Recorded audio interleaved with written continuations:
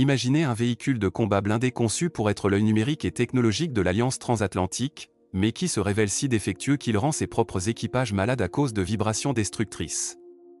Le blindé de reconnaissance britannique Ajax représente l'un des plus grands et des plus coûteux scandales industriels de l'histoire militaire moderne.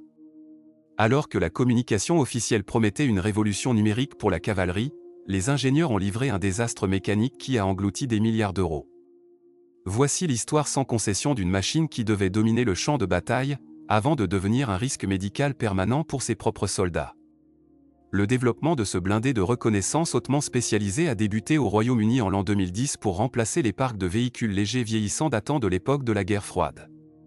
Le ministère de la Défense britannique exigeait une plateforme numérisée capable de mener des missions de reconnaissance profonde et d'assumer des combats de haute intensité en première ligne. Les planificateurs ont choisi comme base mécanique un châssis lourd développé par la firme General Dynamics, qui a été profondément modifié pour répondre aux exigences britanniques. L'entrée en service officiel était initialement prévue pour l'an 2020, mais des défauts structurels majeurs ont provoqué un retard historique. Le problème fondamental de ce véhicule réside dans une répartition des masses totalement erronée et un grave défaut de fabrication du RIMPF en acier soudé. Les ingénieurs ont augmenté le poids global de la plateforme jusqu'à atteindre la masse astronomique de 42 tonnes en ajoutant des modules de blindage lourds et des capteurs électroniques, brisant les limites physiques du train de roulement. Lors des déplacements sur sol meuble ou sur route, les chenilles génèrent des vibrations d'une violence telle que les calculateurs internes se bloquent et les liaisons mécaniques se rompent.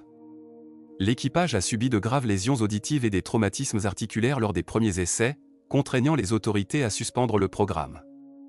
La mobilité de ce colosse d'acier est assurée par un moteur diesel à 8 cylindres MTU développant une puissance de 800 chevaux, associée à une transmission automatique. Cette motorisation devait initialement conférer au blindé une excellente dynamique et une vitesse maximale de 70 km/h sur route.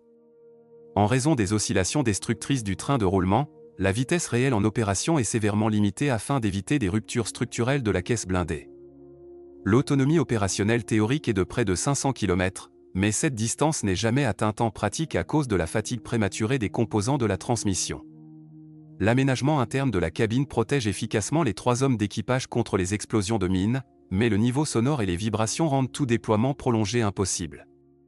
Les soldats ont été obligés de porter des casques anti-bruit spéciaux utilisés habituellement sur les ponts des porte-avions pour atténuer les dommages médicaux. Jusqu'à présent, ce programme d'armement a englouti plus de 3 milliards de livres sterling sans qu'aucun blindé n'ait pu atteindre la pleine capacité opérationnelle.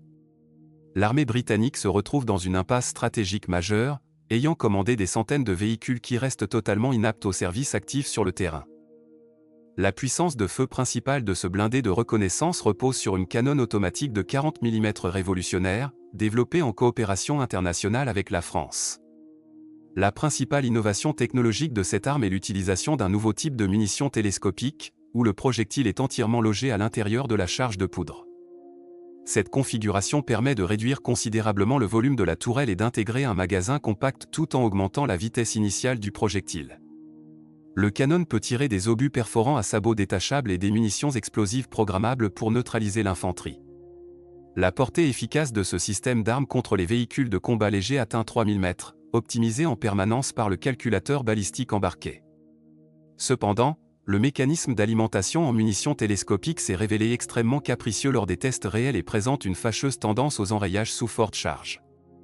La conduite de tir intègre des optiques gyrostabilisées de dernière génération avec des caméras thermiques pour le commandant et le tireur. Malheureusement, cette suite de capteurs de haute précision est fortement perturbée par les secousses continuelles du véhicule en mouvement, ce qui nuit à la netteté des images. L'armement secondaire comprend une mitrailleuse coaxiale de calibre 7,62 mm installée directement à côté du canon principal dans la tourelle. Le véhicule dispose également d'un système de capteurs acoustiques pour la détection des tireurs embusqués, relié directement au lance-pots fumigène. Dès que le blindé est pris pour cible, les ordinateurs calculent la trajectoire des projectiles et affichent la position de l'adversaire sur les écrans de contrôle. Cette architecture numérique permet de transmettre toutes les données de reconnaissance au poste de commandement supérieur en temps réel et de manière automatisée.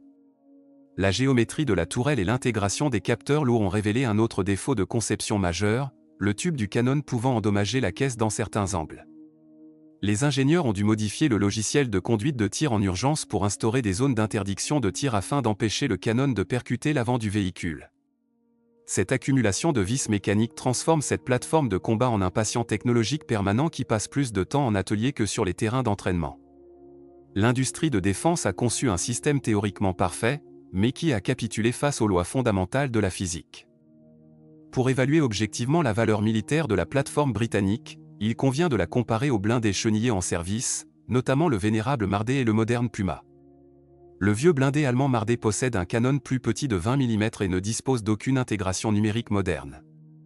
Dans un combat théorique, l'Ajax offre une puissance de feu bien supérieure, des optiques plus performantes et une protection contre les mines largement plus efficace pour les soldats.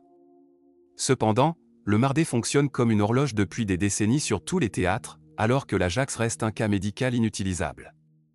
Le blindé de combat d'infanterie allemand Puma représente l'équivalent technologique direct en termes de numérisation du champ de bataille et de protection balistique lourde.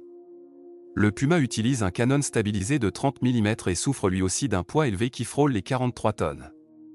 Mais alors que l'armée allemande a résolu les défauts de jeunesse du Puma par des mises à niveau successives, les vibrations de l'Ajax sont liées à sa structure même. Le blindé britannique utilise un châssis de base qui a été surchargé au-delà du raisonnable, ce qui rend l'élimination des oscillations impossible sans une refonte totale. L'aspect économique de ce programme britannique met en lumière les dérives d'une bureaucratie de l'armement déconnectée des réalités industrielles. Le coût unitaire de chaque blindé s'est envolé pour atteindre des sommets à cause des modifications perpétuelles et des retards à répétition. L'armée britannique se retrouve aujourd'hui dans une dépendance logistique totale vis-à-vis des fournisseurs américains de la maison mère, limitant sa souveraineté en cas de crise majeure. Ce projet est l'exemple parfait d'un cahier des charges trop lourd qui a fini par détruire un véhicule de départ sain, alors que des alternatives européennes viables existaient. Les conséquences stratégiques de ce fiasco industriel pèsent très lourdement sur la capacité de défense globale de l'Alliance transatlantique face aux nouvelles menaces. Le Royaume-Uni est actuellement incapable de déployer une division mécanisée lourde opérationnelle pour renforcer le flanc de l'Europe à cause des défaillances de l'Ajax. Les régiments de reconnaissance doivent continuer à utiliser des véhicules à roues vieillissants qui ne possèdent aucune protection efficace contre les attaques de drones. Pourtant, les récents conflits de haute intensité ont prouvé que les blindés de reconnaissance lourds restent indispensables en appui des chars de combat. Les enseignements de ce désastre prouvent que la protection des soldats contre les défauts de leurs propres armes est aussi cruciale que la protection contre les tirs ennemis. Les industries de défense polonaises et françaises ont prouvé qu'il était possible de livrer des véhicules agiles ou des blindés d'artillerie performants dans des délais courts. Les planificateurs britanniques ont ignoré la réalité des conflits modernes en concevant une machine surdimensionnée qui s'enliserait immédiatement dans la boue d'Europe de l'Est. Ce poids énorme de 42 tonnes interdit le franchissement des ponts secondaires lors des manœuvres de déploiement rapide. L'intégration d'obus programmables et d'un radar de recherche numérique transforme ce blindé en un adversaire redoutable sur le papier, capable de détecter les menaces de loin. En pratique, la meilleure suite électronique ne sert à rien si les secousses continuelles du châssis empêchent de stabiliser l'image radar. L'Ajax est la preuve qu'une supériorité numérique théorique ne pourra jamais remplacer les règles immuables de la mécanique lourde et de la liaison au sol. Ce projet reste un avertissement sévère pour tous les états-majors, rappelant que la fiabilité et la simplicité rustique restent les clés de la victoire. En conclusion, le blindé de reconnaissance britannique Ajax reste un monument technologique dédié aux erreurs de la commande publique militaire. L'alliance d'un canon télescopique révolutionnaire et d'une connectivité numérique avancée a été totalement annulée par des défauts mécaniques structurels majeurs. Le Royaume-Uni fait face aux débris d'un projet de plusieurs milliards qui a paralysé la puissance de frappe de son armée pour des années. Pensez-vous que le ministère de la Défense doit abandonner définitivement l'Ajax pour acheter des blindés français ou des plateformes sur roues? Partagez votre avis technique dans les commentaires sous cette vidéo, abonnez-vous à la chaîne pour plus d'analyses détaillées, laissez un pouce bleu et à la prochaine fois. Au revoir.